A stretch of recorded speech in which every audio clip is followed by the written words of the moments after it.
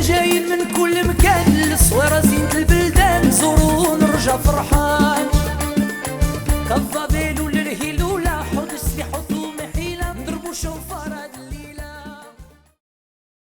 Maintenant, la Bretagne, je vais t'expliquer un peu Rabbi Shimon Bar Yochai, qu'il dit que Akadosh Baruch Hu, lorsqu'il s'est dévoilé à Moshe Rabbeinu alav shalom dans le désert, et il l'a désigné comme son Shaliyah pour aller en Égypte, libérer les bénis Israël, Moshe dit à Akadosh Baruch Hu, maître de l'univers, jure-moi que tout ce que je te demande, tu le fais. Si par exemple tu me dis de dire à Pharaon quelque chose, ce que je vais dire à Pharaon, il faut que ça arrive. Pourquoi? Parce que je ne veux pas que je dis quelque chose à Pharaon et Pharaon va me tuer. Alors il va voir Hilul Hashem. Les gens vont dire, ah, c'est ça le prophète que Hashem il a envoyé à Pharaon, il a été tué. Et si Pharaon ne m'écoute pas, non. Parce que il se peut que Pharaon il va faire Teshuvah et tu ne vas pas le frapper et les gens ils vont dire, ah, voilà, il a fait Teshuvah, mais t'en comprends pourquoi Yona il s'est sauvé. C'est comme ça il explique dans Tov Aïn. Yona il s'est sauvé. Lorsque Hashem il a dit à Yona, va par un Nivé qui fasse Teshuvah, Yona il s'est sauvé. Pourquoi il s'est sauvé?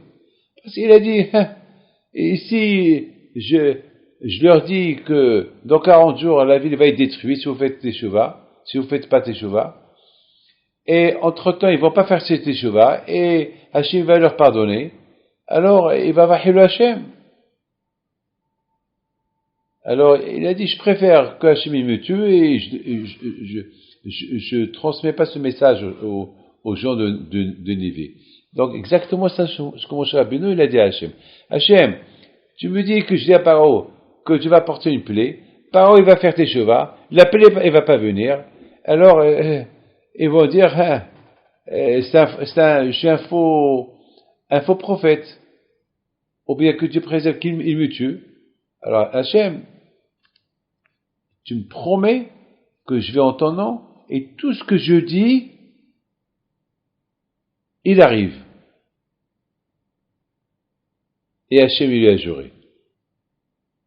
Maintenant par rapport aux paroles de Rabbi Shimon Bar Yochai, j'ai répondu une question. Aïe, aïe, aïe. C'est beau ça. J'avais toujours une question. Pourquoi Akadosh Baruch Hu a endurci le corps de Pharaon? Pourquoi Akadosh Baruch Hu a endurci le corps de Pharaon? Eh ben justement, Akadosh Baruch Hu a endurci le corps de Pharaon parce que Moshe Rabbeinu à la façon il a dit au Bnei Israël, il va recevoir 10 plaies. Alors si entre-temps Pharaon il fait Teshuvah, il va pas recevoir les 10 plaies. Alors c'est pour ça qu'il a endurci le cœur de Pharaon à chaque fois, parce qu'il a juré à Moshe Rabbeinu que tout ce qu'il va dire à Pharaon, il va se réaliser. Le fait que Am Israël savait qu'il va avoir 10 plaies, parce que dans le bâton de Moshe Rabbeinu, il y avait écrit là-bas Desar Hadash Be'ahav. Il y avait là-bas les 10 plaies. C'est-à-dire les bénis ils sont pas fous, ils savent qu'il va avoir 10 plaies. Alors s'il y a que 8, si on saute une plaie, alors les gens vont dire que Moshe c'est pas un bon prophète. Donc c'est pour ça, Akadosh Baruch Hu, Moshe Rabbeinu il a dit à Akadosh Baruch Hu, promets-moi que tout ce que je veux dire à Pharaon, ça va se réaliser. Même s'il fait Teshuvah, tu ne fais pas à sa Teshuvah. Il faut qu'il reçoive les 10 plaies. Imagine-toi que Makat Bechorot, Pharaon il va avoir peur qu'il va mourir, passer le premier-né, parce que comme maintenant il a vu que tous les plaies ils sont arrivés, et maintenant, Makat Bechorot, il va dire à Moshe Rabbeinu, bon allez, partez. Tout le monde va dire, Makat Bechorot, c'est pour ça qu'il a endurci le corps de Pharaon pour qu'il reçoive Makat. Maintenant qu'il a reçu Makat Bechorot, la dernière plaie, là, et Pharaon il a fait Teshuvah, on les a, donc, jusqu'à maintenant, toutes les paroles de Moshe Rabbeinu ont été exécutées. Il y a un moment donné dans la Torah, c'est écrit que par lui-même, je crois de Makat Barad, Moshe Rabbeinu, par lui-même, il a dit, Hashem Hatzadik ve'ani ve'ami Arshaim. Pour le Shalom, ça veut dire qu'il a fait une grande teshuva. Et lui-même, il a admis qu'il est Racha et c'est Hashem le Tzadik. Une fois, ils ont dit, Etzva Elokimhi. Ah, ça c'est la main d'Hashem. Alors, on aurait pu croire que ça est. Alors, les bénissés, ils vont dire, à Moshe Rabbeinu, mais Moshe, tu as dit 10 plaies. Là, il y a eu il manque 10 plaies. Il va faire le Hachem. Donc, c'est pour ça que Moshe Rabbeinu, il a fait jurer à Kadosh Baruch Hu. Mais maintenant, on voit qu'à Kadosh Baruch Hu aussi,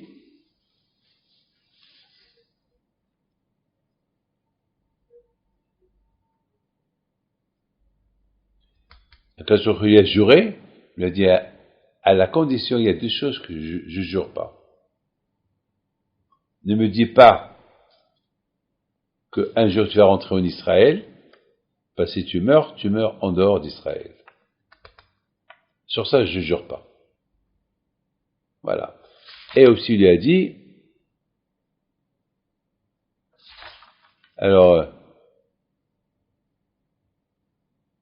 il a dit, et aussi le jour de la mort, tu ne peux pas me dire je ne meurs pas. Parce qu'on sait très bien que Hachem est obligé de lui dire ça. Pourquoi? Parce que, on dit qu'on compare la Torah à la vie. On l'appelle la Torah à la vie.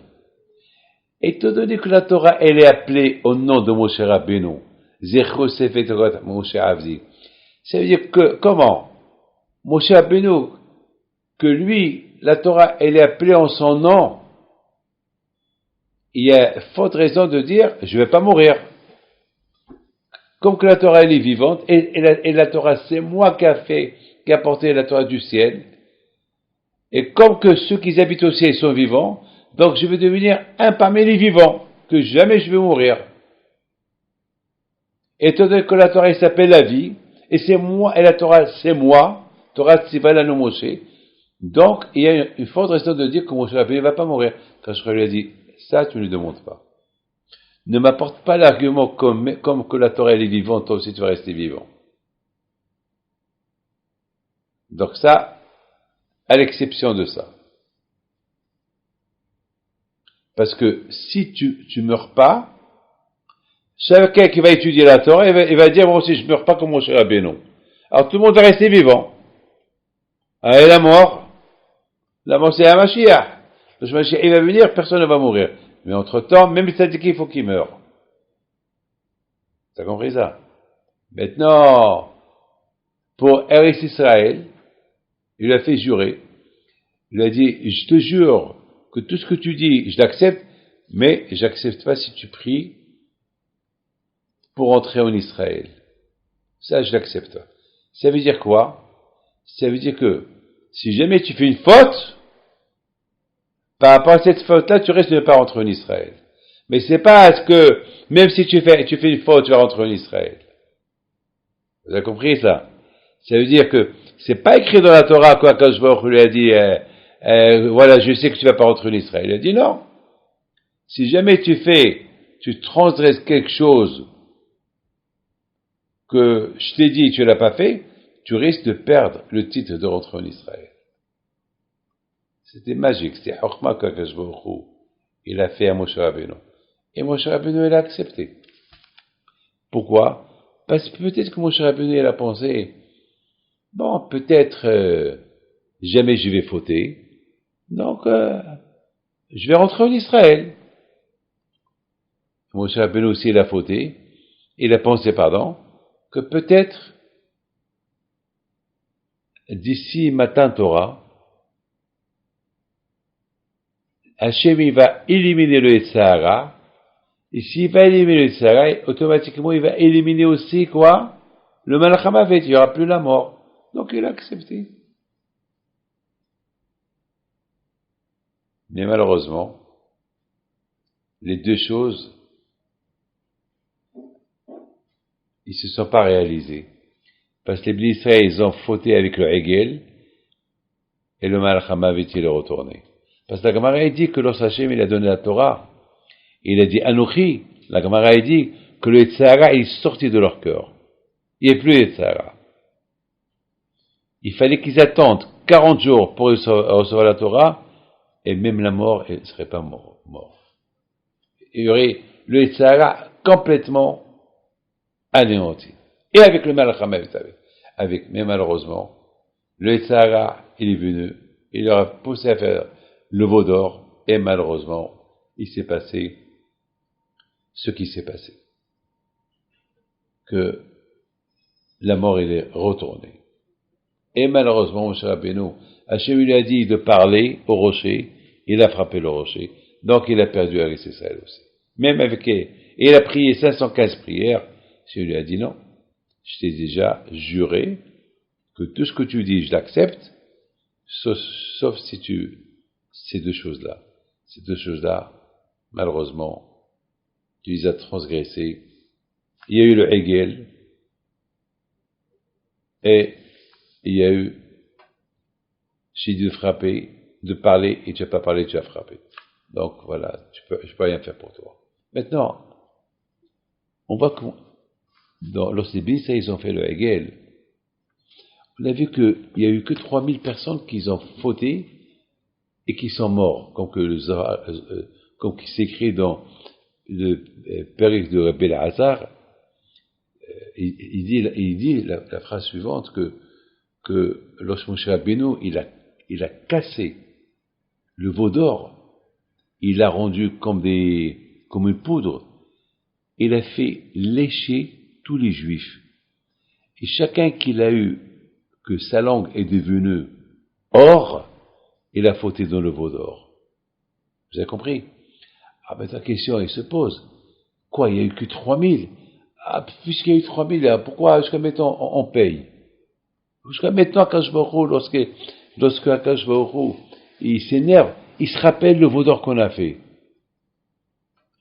Alors, il n'y a eu que 3000. Pour 3000, d'ailleurs, dans Péor, avec Bil'am, il y a eu 24 000 morts, qui sont partis avec des femmes. 24 000 morts. Alors pourquoi, pour l'Abodazar, il n'y a que 3000 qu'ils ont fauté? Et même ces 3000-là, en majorité, c'était Erev Rav. C'était les Égyptiens qu'ils ont fauté. Pourquoi Hachem, il se rappelle de la faute qu'on a fait jusqu'à maintenant, du Hegel? C'est parce que les Juifs, ils n'ont pas fait une révolution. Parce que les Juifs, ils disaient, ces voyous-là, laissez-les faire ce qu'ils veulent. Ils n'ont pas pris la chose sérieux. Il faut savoir que Dieu préserve, que lorsque quelqu'un il faute, et tu lui laisses fauter, tu payes pour lui aussi. On dit que le tzaddik, lorsqu'il voit sa communauté fauter, il dit rien, comme si c'est lui qui a fauté. Comme si c'est lui qui a fauté. Maintenant, les Bénis Israël, ils voient 3000 personnes en train de danser autour du Abodazara. Mais faites quelque chose. Faites une révolution. Ils étaient 600 000. Allez-y crier. Faites la guerre avec eux. Faites-leur la guerre. Ils n'ont rien fait.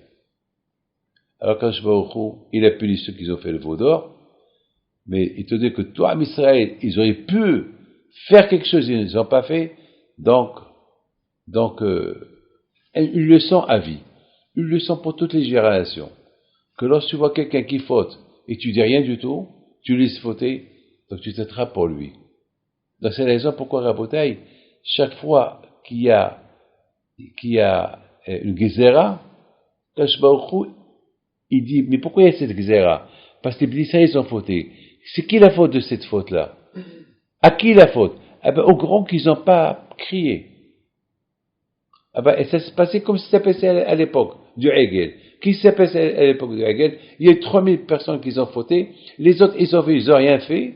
Donc, Kadosh Baruch Hu, il a puni ceux qui ont fait le veau d'or. Mais, Kadosh Baruch Hu dit, étant donné que tout le monde, tous ceux qu'ils ont vu, ils n'ont rien fait, alors lorsque il y a une Gezerah, d'ici jusqu'à quand il va venir contre l'Israël, eh ben, je vais me souvenir du Hegel qu'ils ont fait, et ce Hegel qu'ils ont fait, c'est à cause Qui est la faute? Ceux qui les ont vu faire, ils n'ont rien fait. D'ailleurs, on a vu l'histoire de Kamsa ou Bakamsa. La Gemara dit Kamsa ou Bakamsa, lorsque il y avait un invité, il est venu par erreur à une fête, et le propriétaire, il avait, qu'est-ce que tu fais toi là? Il dit, tu m'as invité. Il lui a dit, non, je t'ai invité par erreur. Fous-moi la paix d'ici. Sors d'ici. Il dit, ne me fais pas honte. Je te paye mon repas. Non, va-t'en, dégage. Je te paye, je crois qu'il lui a dit, je te paye toute la soirée. Il a dit, dégage. Et Hachamim, ils étaient là. Ils voient ce bizayon que ce monsieur, il fait à cet invité-là, et ils n'ont rien dit. Alors il a dit, c'est ce que Hachamim aussi, ils sont d'accord avec lui, au lieu qu'il faut des reproches, au lieu qu'il se lève, il dit, c'est péché ce que tu fais, c'est une athinam, t'as pas le droit, on proteste, et qu'ils sortent même, ils n'ont rien fait. Donc le Beit HaMikdash a été détruit à cause d'eux. Vous voyez, Rabotai, que celui qui doit faire de reproches, et il le fait pas, c'est lui le responsable. Donc le responsable de la destruction du deuxième temple, c'était à cause de qui? C'était à cause de Hachamim. À cause de Hachamim. C'est grave ça. C'est grave ça. Le que ces Hachamim ils disent, oh là là, pourquoi lorsqu'il y a une Gezerah, on paye? Pourquoi lorsqu'il y a une Gezerah, tout le monde encaisse? C'est parce que lorsque les Juifs ils ont fait le Hegel, le veau d'or, les Bnei Israël, ils n'ont pas fait de reproches à ceux qui étaient en train de danser autour de la Avodah Zarah. Alors tout le monde a été concerné. De la même façon, il y a ce qu'on appelle Israël arrivé zébézé. Hier, dans la paracha d'hier, qu'est-ce qu'on a lu? On a lu que si on trouve un cadavre, on ne sait pas qui l'a tué, les Kohanim, ils vont dire, ils vont chercher partout, ils ne savent pas qui a tué. Ils ne savent pas. Alors les Kohanim vont dire, Hachem, Yadeno la shafro et Adam. Nous, on n'a pas tué. Kaper l'Amecha, pardon à tous les Juifs. Tout le monde pose la question. Pardon à tous les Juifs, même les Juifs qui habitent en Australie. Mais quel rapport ils ont les Juifs qui habitent en Australie? Ce qui s'est passé en Israël. Ce cadavre qu'on a trouvé, on l'a trouvé en Israël. Quel rapport avec ceux qui habitent en Australie? Parce qu'Israël a arrivé et baisé. Les Juifs sont liés les uns avec les autres. Lorsqu'un, il est tué, comme si tout le monde l'a tué. Donc, on demande pardon à Hachem au nom de tout le monde.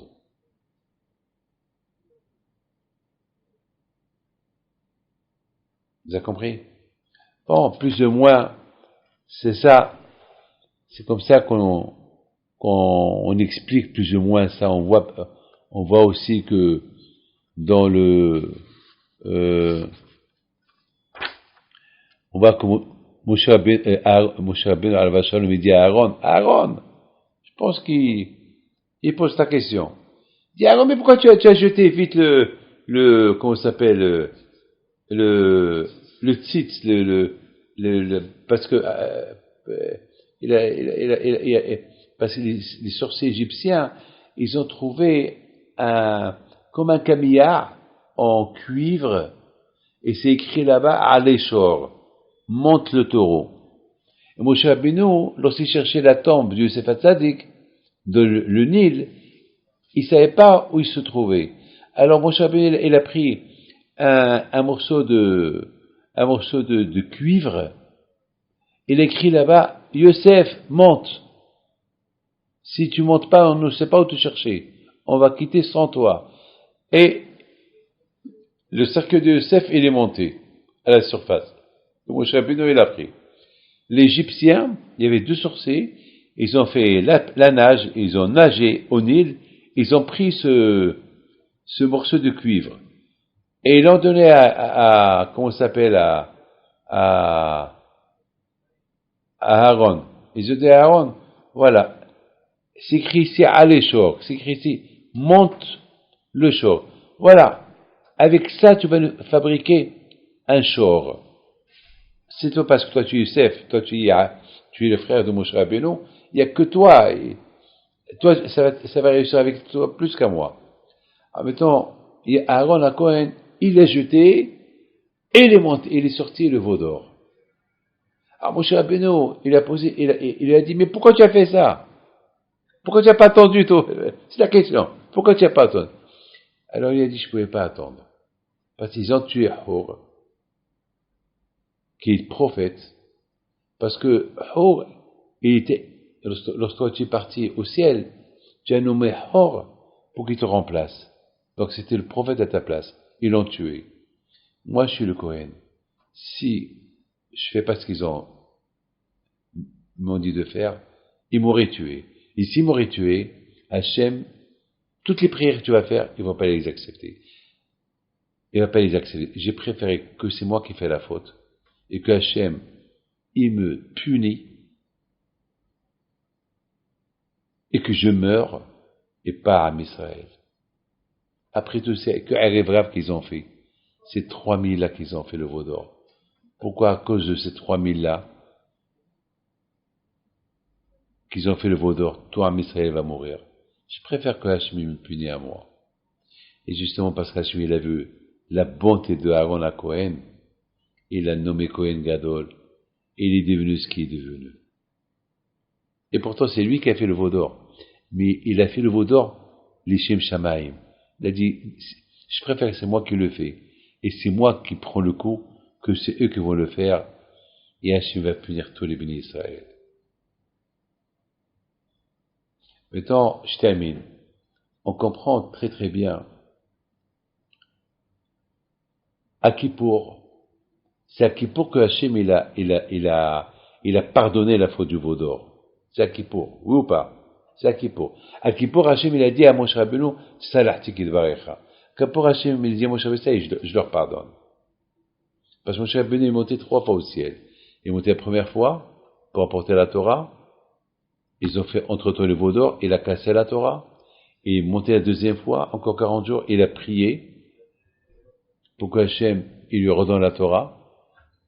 Hachem lui a dit, maintenant, tu descends et tu remontes, tu vas rester avec moi encore 40 jours, et je vais te donner encore les 10 tables de la loi, les 2 tables de la loi. Donc, il est monté à Rosh Chodesh Elul, il est descendu à Kippour. Et à Kippour, il a dit à Hachem, je te pardonne. Et Hachem, il a dit à Moshe Rabbeinu, à partir de maintenant, chaque année à Kippour, Aaron, il va rentrer au Kodesh HaKodashim pour faire les prières pour Am Israël, pour que je leur pardonne les fautes de toute l'année. Vous vous rendez compte? Là, Hachem, il a montré à tout le monde que Aaron, il n'a pas fauté. Parce que si bien Aaron, il a fauté, comment Akashri va choisir Aaron à Kippour de rentrer au Kodesh HaKodashim, prier pour Am Israël, le pardon. C'est-à-dire que chaque année, depuis des milliers d'années, Hachem il nous pardonne grâce à Aaron à Cohen. Parce que lorsqu'on fait Moussaf, on lit Seder Avoda. Et c'est Seder Avoda qu'on faisait à Kippour. Et qui la faisait à Kippour? Dis-moi qui? Pendant 40 ans dans le désert. Aaron à Cohen. Aaron à Cohen. Donc, on répète chaque année le Seder Avoda de Aaron à Cohen. C'est extraordinaire. Ça prouve que Aaron Cohen, il a fait ça les Shem Shamaim. Il y a un midrash qui dit, il a fait ça les Shem Shamaim, pourquoi Hachem ne tue pas les bénis Israël. Il y a un midrash qui dit que lorsque on a inauguré le temple, n'oubliez pas que la Shrena, l'auréole, elle a disparu depuis qu'ils ont fait le veau d'or. Mais lorsque ils ont fait le Mishkan, le tabernacle, la Shrena est retournée. Et maintenant, il paraît que le Midrash dit qu'au moment que Aaron la Cohen, Moshe Rabbeinu lui a dit, va, fais mettre le sacrifice pour Hachem, il pardonne la faute du veau d'or, et après Hachem il va apparaître. Il paraît que le Midrash dit que Aaron il avait peur d'approcher le Mezveach, le sacrifice, parce qu'il a vu les cornes du Hegel. Il a eu peur. Il a dit à Moshe, je peux pas. Il a dit, Moshe, qu'est-ce que tu attends? Mais je vois les camps du Hegel là-bas. Moshe lui a dit, justement, si ces camps de Hegel là, il faut faire pardonner Israël. Allez, avance. Regardez comment Aaron HaKohen alav shalom était conscient du mal qu'il a fait, mais il n'avait pas le choix que de le faire. Il était conscient, il ne fallait pas le faire, mais il n'avait pas le choix. Et bien justement, quand je lui ai dit, par rapport à cette bonne idée que tu as eue, et par rapport à cette mission, sacrifice que tu as fait, tu t'es sacrifié toi pour eux, alors c'est toi qui vas faire pardonner la faute du Hegel chaque année. Et pas seulement la faute du Hegel, mais les fautes que tous les Juifs font toute l'année. Parce que toutes les fautes qu'on fait toute l'année, à cause du Tzara du Hegel. Donc c'est toi qui vas le faire pardonner. Je pense que c'est ça. Que le bon Dieu te protège. Ou dans le Bachabet.